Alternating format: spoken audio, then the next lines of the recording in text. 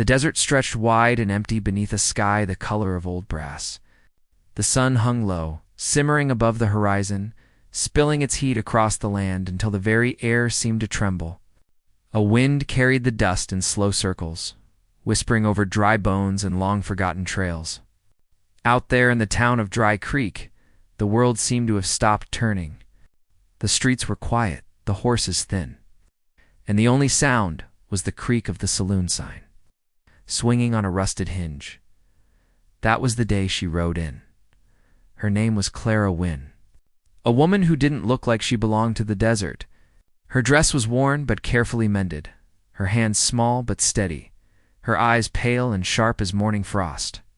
She came from the east, from a place where trees still grew and rivers still ran clean. But something had driven her west into this dry and God-forsaken corner of America where people sold more than just cattle. She wasn't here for gold, and she wasn't here for adventure. She was here because of a promise. The promise had been made to a dying man in a boarding house 2 months before. He had spoken of a named one that had haunted her since. There was a man who had wronged her family, a man who now lived under another name among the desert folk. The dying man had told her how to find him, and so she followed that road of dust and sunburn until she reached Dry Creek, where every pair of eyes seemed to watch her as if she were a ghost riding through. At the far end of the street stood an old trading post, half shaded by a sagging porch roof. Above its door hung a crooked sign that read Levi and Sons, General Goods. But what caught Clara's attention wasn't the sign. It was the sound coming from behind the building. Chains, low voices, and something else, something that didn't belong to the wind. When she stepped around the corner, she stopped cold. There were 6 of them lined up in the dirt. Wrists bound, ankles shackled, heads lowered under the noon sun. Apache prisoners. Their faces were burned from the heat, their eyes hollow. But their stance carried a kind of silent fire that even chains couldn't put out. A trader in a long coat was pacing before them, calling out prices as though he were selling horses instead of people. His voice was thick with dust and greed. Clara had heard of such things, but had never seen them up close. The wars out here had turned people into bargains. Soldiers took what they could, and traders sold what was left. She should have turned away. She had no reason to stop, no reason to get involved. But her eyes fell on one of the men, the one standing slightly apart from the others. He was tall, shoulders broad beneath a torn poncho, a hood covering most of his face. The trader called him the Quiet One, said he'd been trouble since the day they caught him. Clara didn't know why she couldn't look away. Something in the stillness of that man, in the way he didn't flinch when the trader struck him across the shoulder, caught her. Maybe it was pity. Maybe curiosity. Or maybe it was that strange whisper inside her that said fate sometimes wore a cruel disguise. How much for him? She heard herself ask. The trader turned, surprised. For that one? He ain't good for much, lady. Wild as they come. You'd be better off with the smaller one. How much? She repeated. The man scratched his jaw, studying her like he wasn't sure if she was serious. 2 silver coins? He finally said, half laughing. That's what he's worth to me. Can't even get him to speak English. Take him if you've got the coin. Clara reached into her coat pocket and pulled out a small leather purse. Inside were the last of her savings 3 silver coins, polished smooth from years of handling. She took out 2 and placed them in the trader's palm. His eyes went wide for a second, then narrow with amusement. You just bought yourself a hooded Apache, he said with a grin. Don't say I didn't warn you. He unlocked the man's chains and shoved him forward. The Apache didn't stumble. He stood tall, silent, eyes dark beneath the hood. Clara could feel the heat from him, even standing a few feet away. He said nothing, didn't look at her, didn't move until she nodded toward her horse. Then he followed, his steps slow, measured. The townsfolk watched her go, whispering. A woman traveling alone was strange enough. A woman buying an Apache was something else entirely. By the time she mounted her horse and rode out of Dry Creek, the trader was still chuckling behind her, and the sound followed her long after the town disappeared behind the hills. The road stretched out ahead, winding through sagebrush and rock. The sun slipped lower, turning the desert red and gold. Neither of them spoke. The only sound was the soft thud of hooves and the creak of leather. Clara kept glancing sideways, trying to read his face beneath that hood. She didn't know what she had just done. By nightfall, they reached a small camp near the edge of the canyon. Clara built a fire and offered him water, but he didn't take it. He sat apart, his eyes fixed on the flames, his expression unreadable. She couldn't tell if he hated her or simply didn't care. The silence between them grew heavy, broken only by the call of a distant coyote. When she finally spoke, her voice was quiet. "I didn't buy you to keep you. You can leave when we reach the next town." He didn't answer. She sighed, wrapping her coat tighter. The night air bit cold, and the fire threw long shadows across his face. For a moment, she caught a glimpse beneath the Huda scar along his jaw. A faint mark that looked like the echo of a wound long healed. There was history in that face. Pain. Maybe something more. Clara turned away, staring into the fire until her eyes blurred. She told herself she didn't care who he was, that she had only acted out of decency. But deep down she knew that wasn't true. Something about him felt tied to her journey, though she couldn't explain why. Maybe it was foolishness, or maybe it was the kind of intuition people called superstition in these parts. The wind shifted. The fire cracked. She felt eyes on her, not from him, but from somewhere beyond the circle of light. A chill crawled down her spine. The desert was never truly empty. There were always watchers out, laws, coyotes, or worse. "Someone's out there," she whispered. Still no answer. The Apache didn't move, didn't even blink. Then, so quietly she almost missed it, he spoke for the first time. His voice was low, calm, like the sound of distant thunder. They had been following since the town. Her heart jumped. "Who?" He looked up, and she saw in his eyes a strange mix of warning and certainty. "Men who sold me. They will come when the fire burns low." Clara's breath caught. She reached for the rifle beside her, but stopped when he rose to his feet. For the first time, he looked directly at her, and under the hood his expression was no longer empty.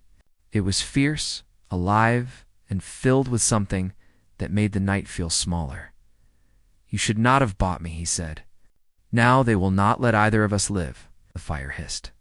Throwing sparks into the wind, Clara's fingers tightened on the rifle. And for the first time since she had left the East, she felt true fear cold, sharp, and real. She didn't know whether to trust him or to run. The desert around them seemed to hold its breath, waiting. Somewhere out in the darkness, a horse snorted, and the faint sound of boots crunching on sand drew closer. The night had just begun, and the 2 silver coins she'd paid felt heavier than any price she'd ever known. The sound of boots crunching in the distance grew louder, steady and unhurried, like men who already knew their prey had nowhere to go. The firelight flickered against the canyon walls, throwing uneven shadows that danced and twisted. Clara's heartbeat drummed in her ears. She kept her eyes on the dark, trying to make out shapes beyond the fire's glow. But the desert swallowed the light like ink. The hooded Apache stood beside her now, tall and still, his eyes fixed on the darkness. He didn't reach for a weapon, didn't show fear, and that unsettled her more than the approaching men. He seemed to know something she didn't. His calm was too deliberate, so practiced, like a man who had survived nights far worse than this one. Clara lowered her voice. "How many?" He didn't look at her when he answered. 3 horses.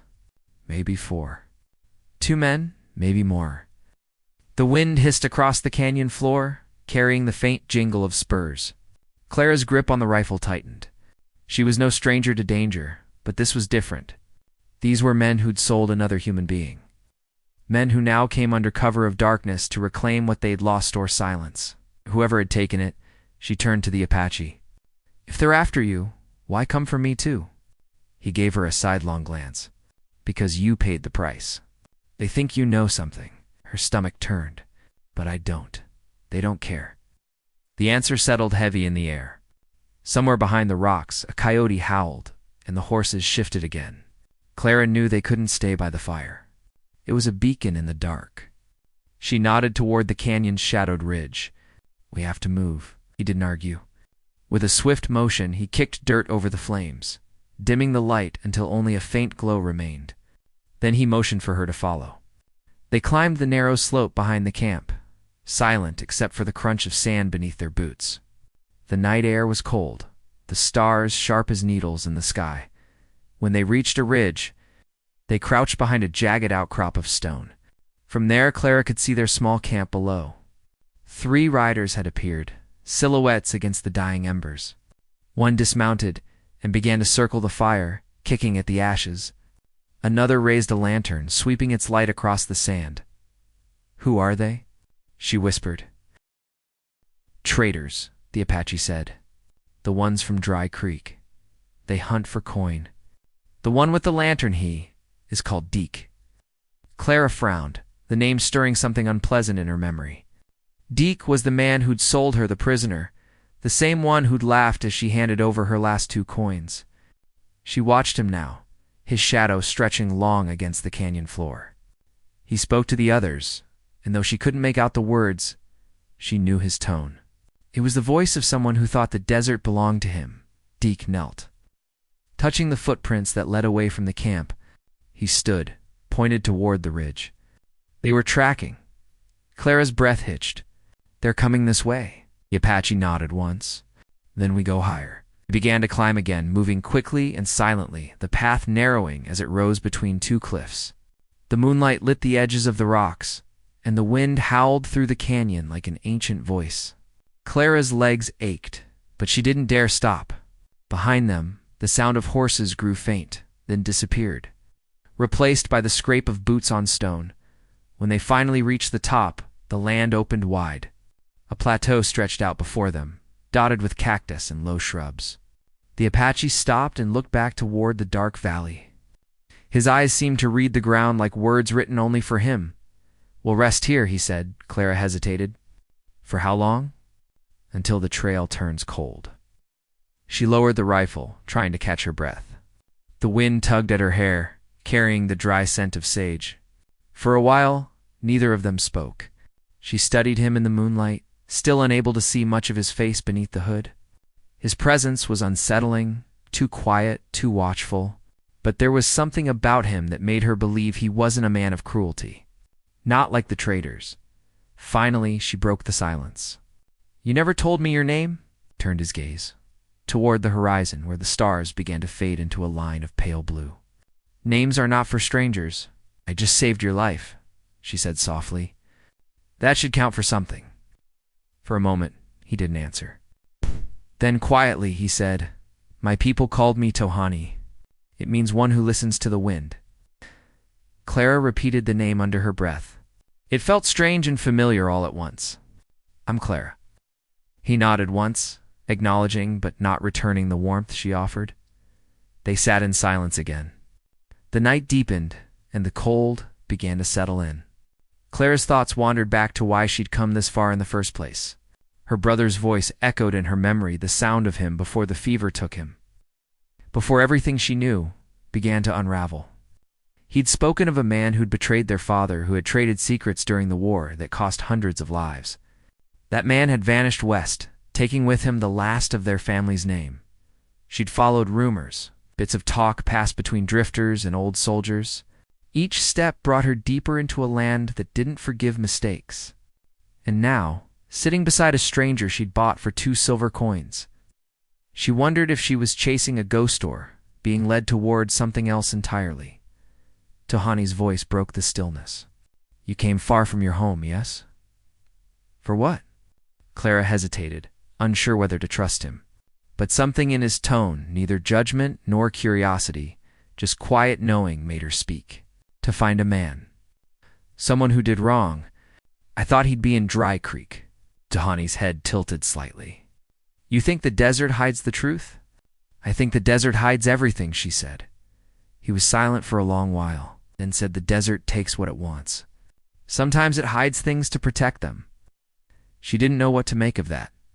His words carried a weight she couldn't yet understand. Below them, the faint sound of hoofbeats echoed again, closer this time. Tohani's body stiffened.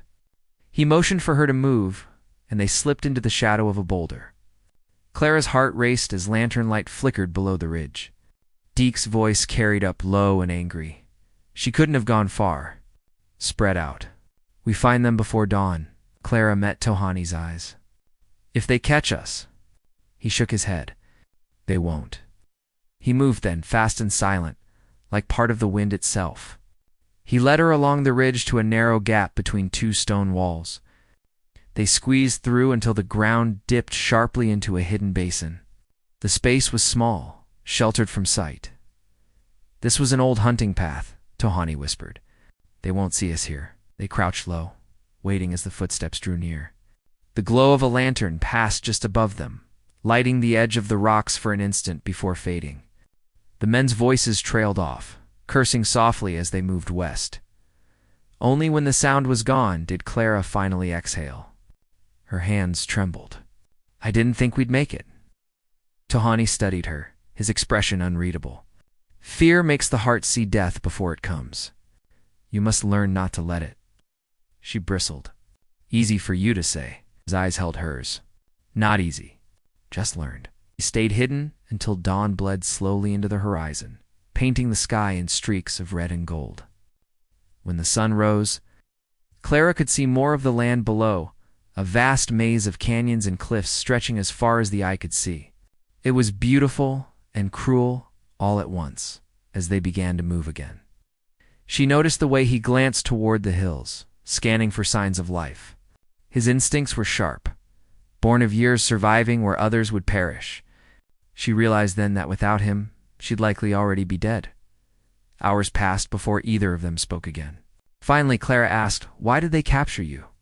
Tohani's steps slowed. For a moment, she thought he wouldn't answer. Then, quietly, he said, "Because I knew what they wanted to hide." "What do you mean?" He looked toward the sun, as if its light could wash away the past. There was a raid, many dead. The traders came after, said they'd bring peace, but they brought chains instead. I saw what they did. They didn't want anyone left to tell it. Clara's throat tightened. And they sold you. He nodded. For coin and silence. His words struck something deep within her, an echo of her own loss, her own anger. Different worlds, same kind of betrayal. They stopped at a stream that trickled between the rocks. Clara knelt to drink, and when she looked up, she saw Tohani watching her with that same steady gaze. It wasn't distrust anymore, it was something closer to recognition. Before she could speak, a distant gunshot cracked through the still air, then another. The sound bounced between the canyon walls, closer than she wanted to believe. Tohani straightened, his eyes narrowing. They found the trail. Clara's pulse jumped. What do we do? He glanced toward the east, where the canyon split into two paths. One leads to the old mines, the other to the river. Both dangerous. Which one gives us a chance? He looked back at her. Neither, he said. But one of them will decide what fate you bought for 2 silver coins. The wind shifted again, carrying the scent of gunpowder. Somewhere behind them, men shouted, their voices closing in. Clara gripped the rifle and followed Tohani toward the cliffs. Her mind spinning with fear and questions she still didn't dare ask, whatever road lay ahead. She knew one thing for certain, her journey west had just begun, and the real cost of those 2 silver coins had yet to be paid. The sun climbed higher over the desert. Burning through the morning haze, the heat came fast, turning the rocks into hot iron and the air into glass. Clara's throat was dry, her boots coated with dust. Every step echoed her heartbeat, fast and unsteady. Behind her, Tohani moved, like part of the land itself, silent, measured, sure of every turn. He didn't speak much, but she could feel his awareness in every movement. He was listening to the ground, to the air, 2 things she couldn't hear. The canyon split into 2 narrow paths ahead. One wound upward into the mountains, steep and sharp. The other sloped down toward a darker cut in the earth, where thin wisps of smoke rose. Clara hesitated. You said the mines are this way? Tohani nodded. Old silver mines, abandoned long ago. But they might give us shelter. She glanced behind. The sound of gunfire had faded, but she knew they weren't free. Deke wasn't the kind of man to give up a chase, not when pride and coin were on the line. They took the lower path. The trail narrowed, hemmed in by tall, jagged walls that blocked the wind and trapped the heat. The smell of dry rock mixed with the faint scent of metal. Clara's hand brushed against the rough surface of the canyon wall and came away streaked with silver dust. The mines were close. When they reached the entrance, it looked like the mouth of some sleeping beast. The wooden beams that held it up were cracked and splintered, and the darkness inside seemed endless. Tohani lit a small torch from a bundle he carried, its flame trembling in the wind. Clara swallowed. "You've been here before." He gave a single nod. "Long ago, my people worked these tunnels when the soldiers first came. They promised trade. Then they brought rifles instead." The words hung between them, heavy with history. Clara didn't ask more. She followed him inside, ducking under the beams. The air grew cooler, filled with the smell of damp earth. Their footsteps echoed off the stone. Deeper in, they found an open chamber where the roof had partially caved. Shafts of light broke through the cracks, falling across rusted tools and old lanterns. Clara sat against the wall, exhausted. Tohani set the torch down and crouched near the center of the room, brushing away dust to reveal markings carved into the stone. Symbols, old and faint, spiraling outward like a map. "What is that?" she asked. He traced one of the lines with his finger.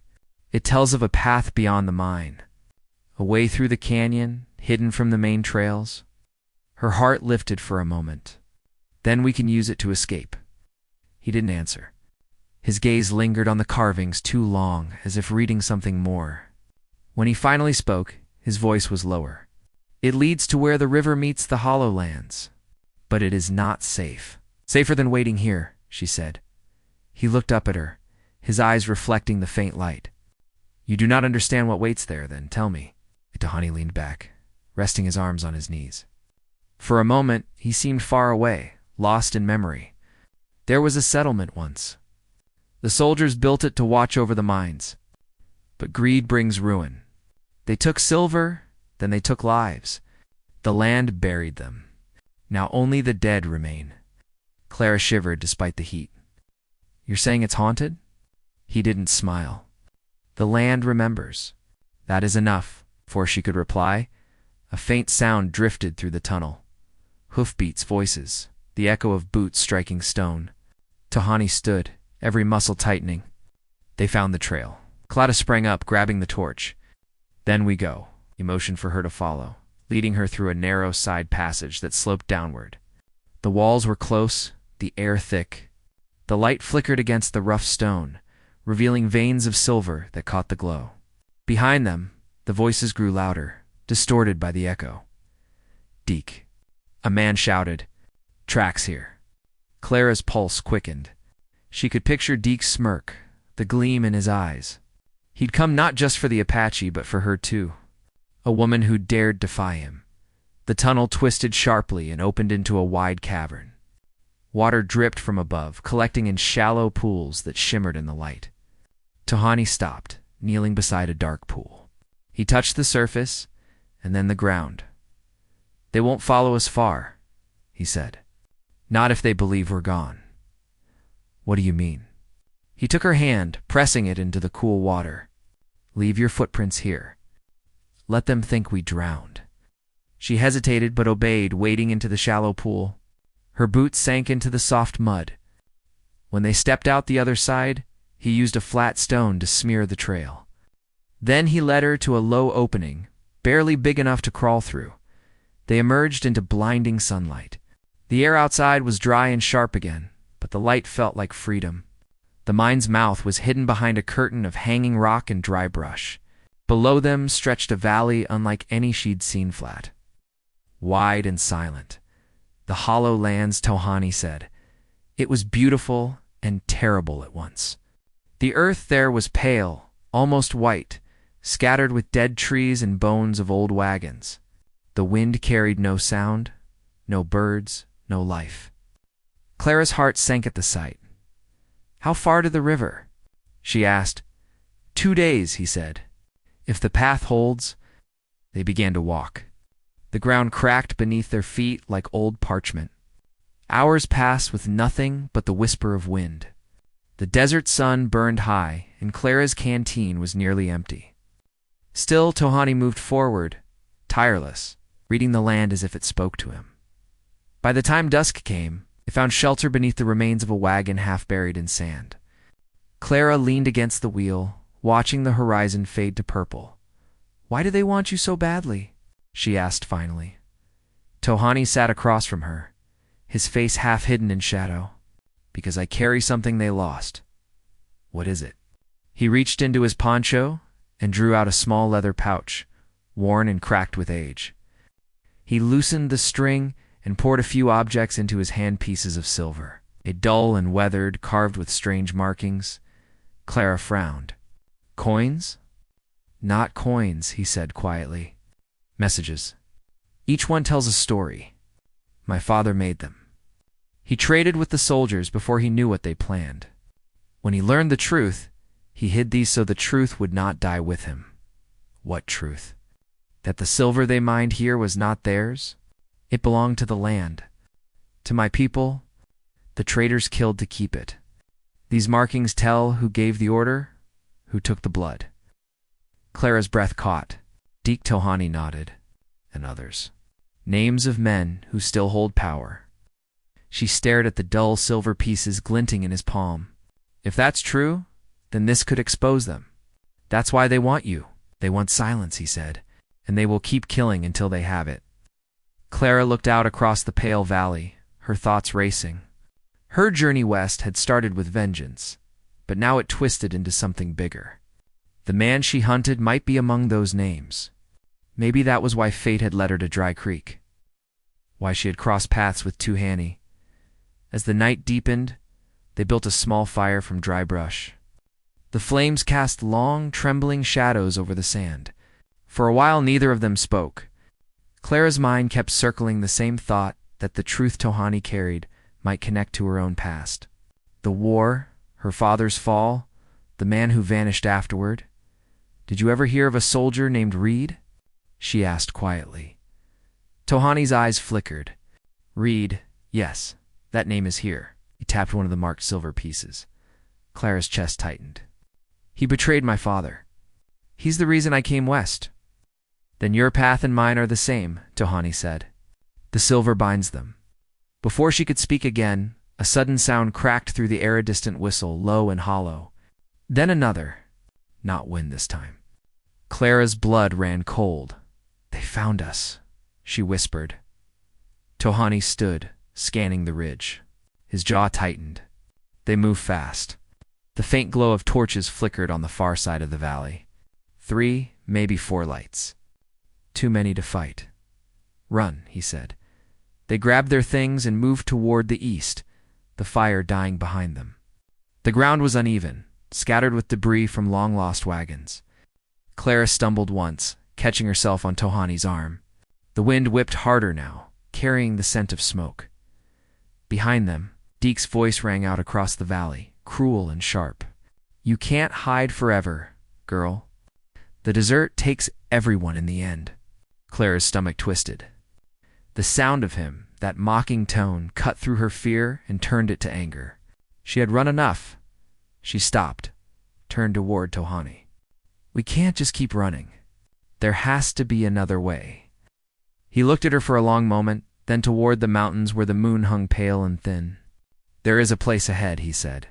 "An old mission. My father once said it was sacred ground. If we reach it before sunrise, they will not follow us inside." "Why not?" "Because even men like Deke fear what they cannot understand." The torches behind them grew brighter, closer. Clara nodded. "Then lead the way."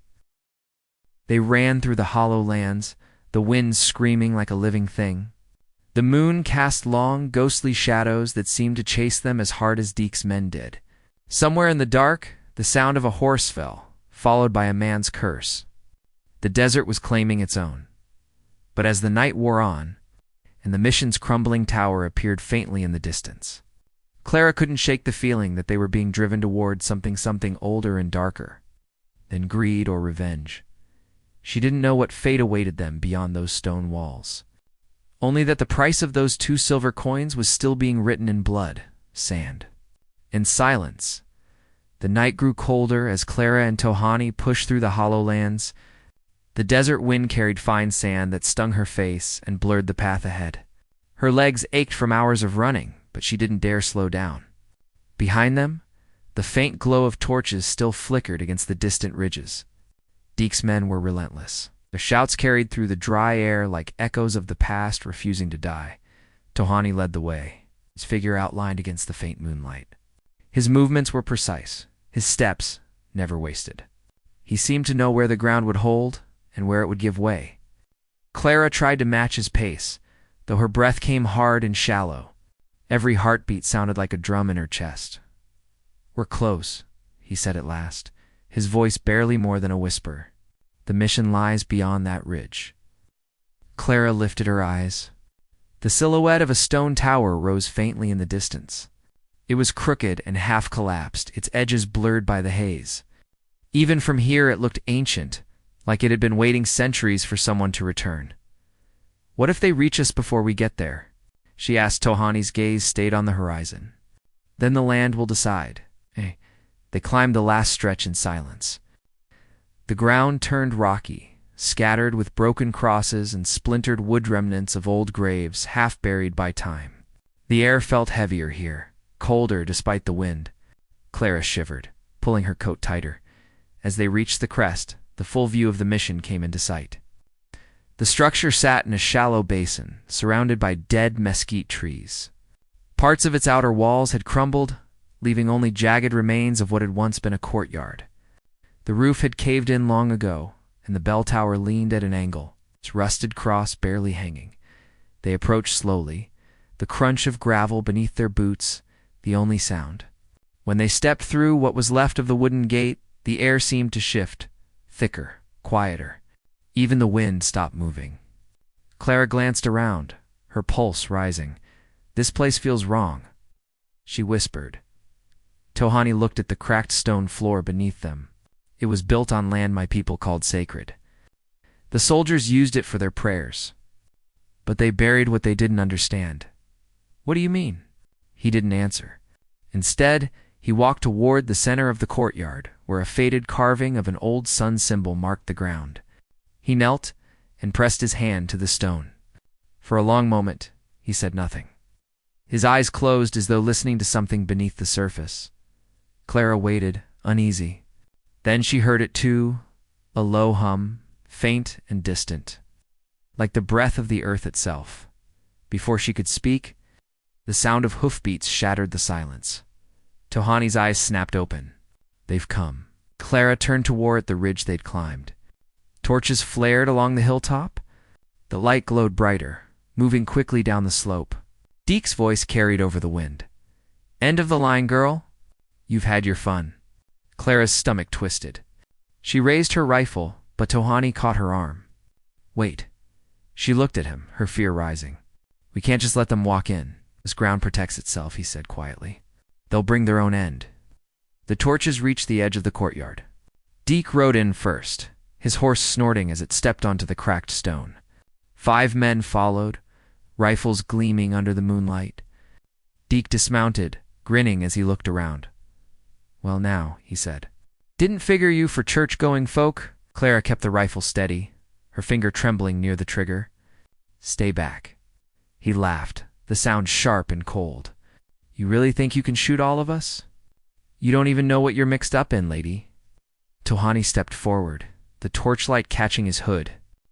Deke's smile faded slightly. "You again," he muttered. "You should have stayed in those chains." Tohani's voice was calm. "You sold what was not yours. The land remembers." Deke sneered. "The land don't care. Men like you come and go.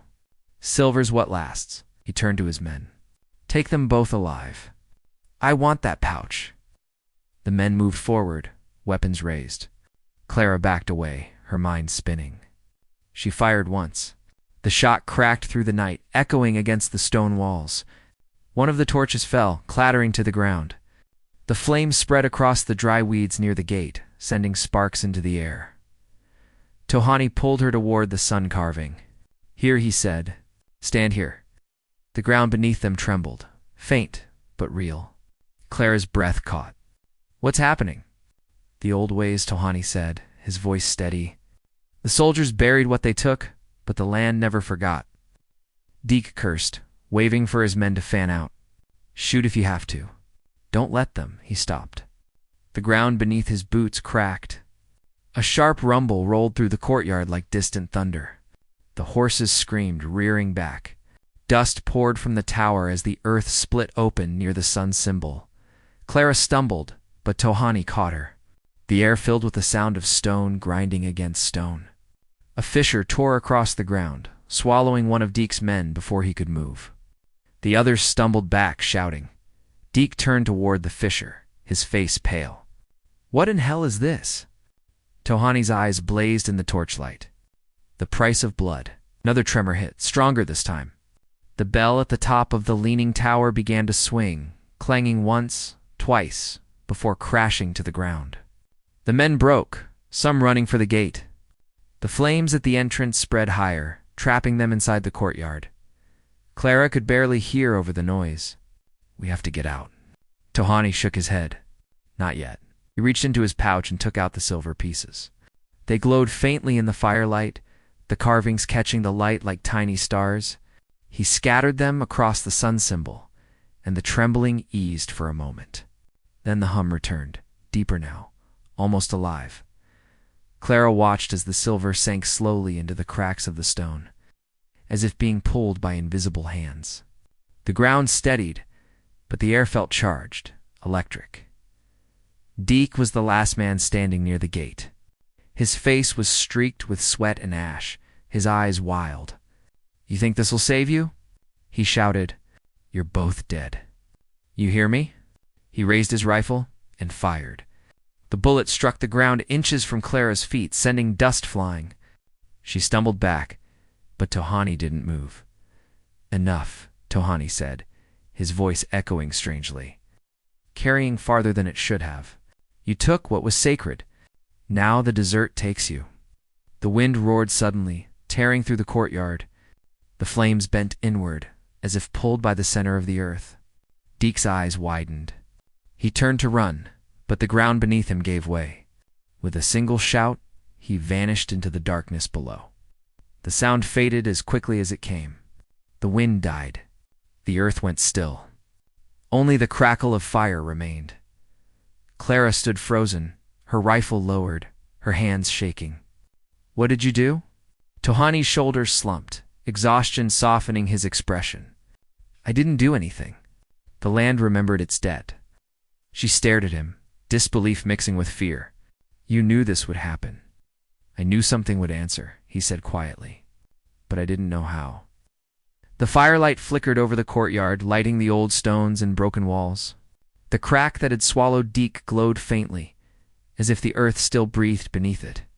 Clara turned away, unable to look any longer. Tohani walked to the fallen bell and brushed the soot from its surface. The metal was scorched but intact, the faint outline of an inscription barely visible. "Forgive what cannot be forgotten." He looked at it for a long moment, then turned back to Clara. "It is done," he said, but she shook her head. "No, it's not over. There are still others. The men whose names are on those pieces." He glanced down at the pouch. Only one silver piece remained, untouched. "Yes," he said. "One still waits." Clara met his eyes. Reed Tohani nodded slowly. The last man who must face what he made? A silence stretched between them. The flames had begun to die, the smoke curling upward into the starless sky. Somewhere beyond the ridge, the faint light of dawn began to show. Clara looked toward it, her chest tightening with both fear and determination. "Then we find him," she said. "We finish this." Tohani lifted his gaze toward the east. "The road will be hard. But the truth always asks for more than we wish to give." As they stood in the ruins of the mission, the wind returned soft, carrying the scent of dust and ash. The sun's first light touched the stones, revealing marks and symbols that had been hidden for generations. Clara's eyes traced them, realizing that they weren't just signs of faith. They were warnings. She turned to Tohani, her voice quiet. "If the land remembers everything, then it remembers us too." He looked at her, a faint shadow of a smile crossing his face. "Then we must give it something worth remembering." Far behind them, the hollow lands fell silent again, but the peace felt fragile, like something borrowed.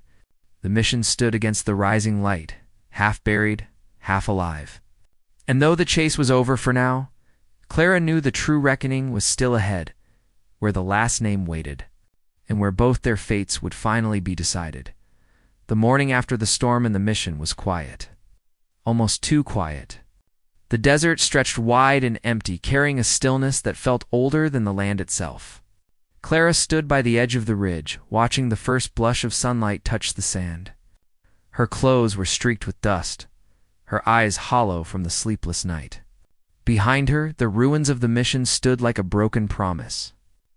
Half hidden beneath a veil of smoke, Tohani moved silently among the fallen stones, gathering what few things they had left. His face was calm, though Clara could see the weariness in his eyes. She wondered what thoughts weighed on him, what memories were stirring now that the storm had passed. "Will it stay quiet now?" she asked softly. Tohani looked toward the horizon. "For a while," he said, "until the land remembers again." She took a deep breath, the cold air filling her chest. "In the last coin?" He reached into his pouch and took it out. The single silver piece gleamed faintly in the dawn light. Its surface was scratched and worn, but the carving of the sun and snake was still clear. "The man it belongs to still lives," Tohani said. "Far north, near the old tracks by the river, Reed built his trade on what was stolen. That debt hasn't been paid." Clara turned the coin over in her hand, feeling its weight. "Then that's where we go." Tohani nodded once. "If you choose this path, you can't turn back." She gave a tired smile. "After everything that's happened, I don't think I could, even if I tried." They set out before the sun climbed too high. The journey north was long and harsh. The land grew rougher with each mile, the hills sharper, the air drier. They crossed stretches of cracked earth where nothing grew. Then followed the ghost of an old wagon trail that wound toward the river. At night, they built small fires and spoke little Clara, spent those quiet hours trying to piece together what she had learned. The coins, the map, the men who had paid for their greed with their lives, it all felt part of something older, something buried deeper than any of them had known. She remembered Deke's words before the ground took him. "You don't even know what you're mixed up in." Maybe he had been right, but now she did know. She understood that some things could never be bought or sold without consequence. On the fourth day, they reached the river. The water was low, winding slow between wide banks of pale sand. A few crooked trees leaned toward it, their roots gripping the edge as if afraid to let go. Beyond the river, they saw smoke curling into the sky, steady like from a chimney. Tohani stopped and crouched low. "That's him," he said. "Reed keeps his house near the mill." Clara squinted against the light. "How do you know?" "I've seen the mark before," Tohani said. "It's carved into the stones by his gate, the same as on the coins." They waited until dusk before moving closer. The house stood on a small rise overlooking the water, built from timber and stone. It looked ordinary, even peaceful, with its wide porch and the faint sound of a windmill turning nearby. But Clara felt the weight of what waited inside. She and Tohani crept through the trees until they reached the back fence. A lantern burned near the porch, casting long shadows across the ground.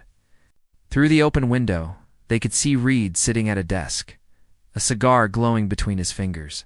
His hair was silver now, his face lined. Odd. But there was something sharp in his eyes. Something that spoke of a man who had never stopped profiting from the pain of others. Tohani pulled the coin from his pouch. "He won't understand words," he said. "He only knows what he fears." Clara frowned. "Then what do we do?" "We show him," Tohani said. "We let him see what he bought." They moved quietly to the porch. The boards creaked beneath their boots, but Reed didn't look up until Clara stepped into the light. His expression shifted from surprise to wary curiosity. "Well now," he said, leaning back in his chair. "You must be the girl Deke was chasing. Word travels fast in these parts." Clara's voice was steady, though her heart raced. "Deke's gone. So are the others," Reed smirked, setting his cigar in an ashtray. "You expect me to mourn them?" "They made their choices.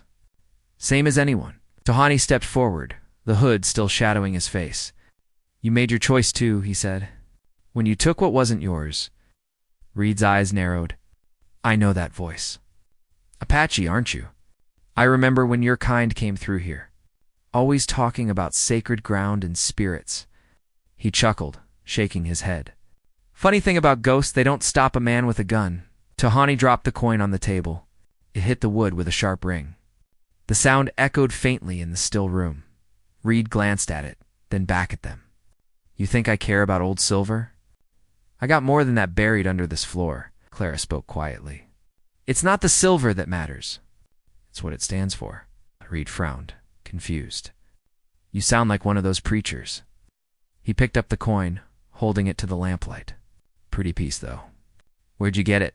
Tohani's eyes locked on his. "From the land you stole. From the blood you spilled." Something in Reed's face changed. His smirk faded. "What are you talking about?" Before anyone could speak again, the ground shuddered. The lamp flame flickered. The boards beneath their feet creaked. Reed stood, startled, looking around. What in the sound came again, low and deep, like thunder, rolling under the earth. Clara backed away from the table. The coin in Reed's hand began to glow faintly. It's the same eerie light that had risen from the mission floor. He dropped it, cursing. "What trick is this?" "There's no trick," Tohani said. "Only truth." Reed's face went pale. He staggered back as the floorboards split slightly, dust rising between the cracks. The glow spread across the wood, tracing a circle around him. He grabbed his rifle from the wall, aiming at them with shaking hands. "Stay back. I don't know what you're doing, but I'll—" He never finished. The rifle fell from his grip as the air filled with a humming sound, low and steady. His body stiffened, his eyes fixed on something beyond sight. The glow brightened, surrounding him. Then, just as suddenly, it faded. The floor went still. Reed collapsed to his knees, breathing hard. His eyes were wide, filled with something like terror or understanding. When he finally looked up, his voice was a whisper. "It was never meant to last, was it?" Tohani stepped forward. "Nothing stolen ever does." Reed bowed his head, the strength leaving his body. When Clara approached, he didn't fight. He just looked at her with tired eyes. "You tell the land I'm sorry," he said quietly. "Tell it I remember now." Then he fell forward, the last of the light fading from his face. The coin lay beside him, cold and dull once more. Clara stood in silence, the air heavy around them.